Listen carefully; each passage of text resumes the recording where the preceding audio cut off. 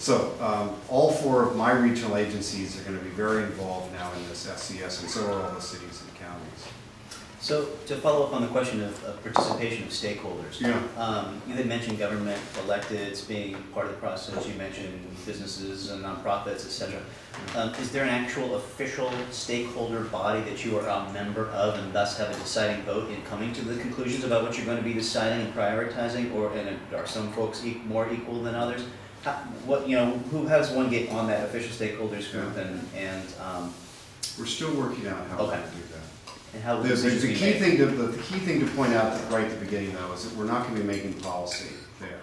We're going to be first doing the coordination work, okay. And second, setting some key priorities for things that we think are the most important pieces to advance climate work in the region. And a couple of examples.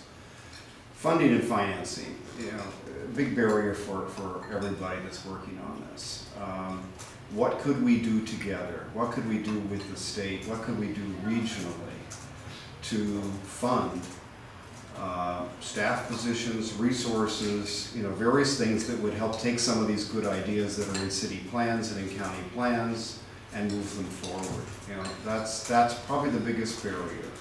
Another is sorting out the roles. I mean, these are just things that I think we're going to take on, but we're going to see in terms of what the working group believes are the top things. But we aren't going to be setting policy there. Instead, we're going to look at options for how to solve these problems and take those back to the various stakeholders who are represented there. So I will take everything that we look at, say on funding and financing. We look at 3 different options. Say we look at well, I won't even name what the options are. I'll get in trouble by naming them. But we look at different funding and financing options for the region to move climate ahead. I will take those recommendations back to the Joint Policy Committee. Bay Area Council will take them back to the Bay Area Council. The Silicon Valley Leadership Group would take them back to, so that we each go back, and then we'd see where we have some agreement to move forward and to work together. So I hope that's somewhat clear. You're next in here. Yeah. So getting at transportation, which I understand is the biggest source of greenhouse gas emissions for the Bay Area, and given that MTC has just done their 10-year plan, 25-year plan, right? Yeah. Is there a strong emphasis on improving our public transportation systems as one of the ways of moving the needle within your work, given that MTC is a member? And that is one of the most effective things that can be done. I was intrigued also by the emphasis on electric vehicles. I wonder if there's also been an equity analysis of that, considering many people in the Bay Area at this point especially can't afford to go buy new cars. Right. And a number of people who are using the buses are the folks who can't afford to be buying cars or choose not to. Sure. And you can put a lot of money into electric car infrastructure, and their choices, that money can also be put into the bus systems. Right. So I'd like to hear your thoughts on that. Well, these are the kinds of questions that we're going to be looking at and kind of doing some scenario planning with Climate Bay Area, because we think there isn't enough agreement yet on facts and figures that go with each of these things. Everybody believes pretty much that their strategy is probably the best or the most cost effective or whatever. So we're going to do some work with a variety of resources to provide some pretty good analysis of different options so that people can start to see how these different approaches stack up.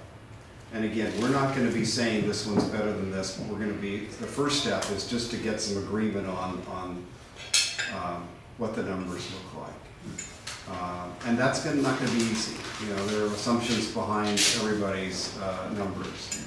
But we're going to try and, we have to do this. We have to get a more transparent process going. And you raise the issue of transit and electric vehicles. They're both going to be important. They're both going to be very important. And so looking at cost-benefit analysis is one, but also looking at the co-benefits of the various strategies. So yeah, does that give you enough for? To start with. Yeah. And there's actually, I would like to put in a follow-up question. Is there room at this point for MTC's 25-year plan? I remember when that was being finalized, that the emphasis on climate change was perhaps not what it could be. There's a process that had started a few years ago. The science advanced since then, and that there hasn't necessarily been the administrative shift within the MTC, stands for Metropolitan Transportation Commission, hasn't necessarily been the administrative shift in the MTC that keeping up with the urgency, I would say, of the science. Yeah. And meanwhile, they made a 25-year plan, which made some gains along the way of transit and bicycling and so on. But I think a lot of the observers were thinking that this really isn't moving as far in that direction as it needs to. Is there flexibility in the MTC's part on their 25-year plan? They do a 25-year plan every 4 years. That's the curse and the blessing. I mean, and this one, as you said, started a couple of years ago. They take that long to do. So I think the next one will have a lot more information, and I think a lot more push on it, and I think it will be another plan, another step along the way. I want to go back to your question, though. It's going to be tough. We do not have a lot of resources to split up. Say, just take the transportation, sector, and how far we have to go with that here. These are going to be some tough discussions, and I think it's going to be very interesting to see how they go. I think if we do business as usual, all of us, agencies, advocates, cities and counties, it's not going to work. We have a huge problem here, and I'm very interested to see how we're going to conduct ourselves. To look at this. This isn't something, obviously, that we can just talk about for 10 years, and that is often what we do with these kinds of things that are tough. Bruce, as far as how we conduct ourselves, we're cutting transit service by 15% in the East Bay, and right now the MTC is planning on spending a huge amount of money to widen the highway, the Nevada Narrows in Marin County. So it's as if the political will is just not there. It's like there's a cloud over everyone's head that something's really wrong, but there's no willingness to take any serious action. And it's clear that if you have fossil fuel and you want people to stop using it, you put a tax on it. And yet I see nothing coming from the MTC in terms of forceful statements, public press releases say, we have got to tax fossil fuel.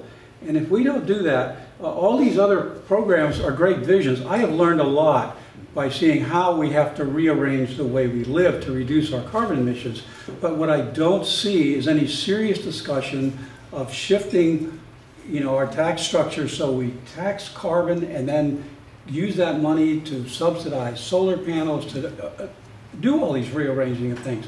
And without that, I just feel like, what are they talking about? A 10-cent tax is defeated. People, according to surveys, and I'm beginning to get skeptical, the public really won't support a 10-cent gas tax in the East Bay or the Bay Area, according to MPC's survey. So somewhere along the line, there's a lot of rhetoric, but there's no sense of these agencies acting forcefully. And the Nevada Narrows is a perfect example, because they could say, folks, it's time to start tolling this road during peak hours, and we sure won't need to build another, we don't have to widen it. And a report just came out showing that for every lane mile you add, you increase CO2 emissions dramatically. So it is totally contradictory for an agency to be funding freeway widening. And as I understand it, there's the latest campaign going around, they're slashing your budget for the climate action part of MTC's activities and shifting that funding to highways. You could talk about that. I'm not too familiar with it. We're in a transition. I think it's safe to say about most public agencies on these issues. And the state has taken a good leadership role. And I think the 4 regional agencies that I work with, I talked about the 6 things we're starting to do together, but they're each doing on their own certain things that I think are quite beneficial for this work.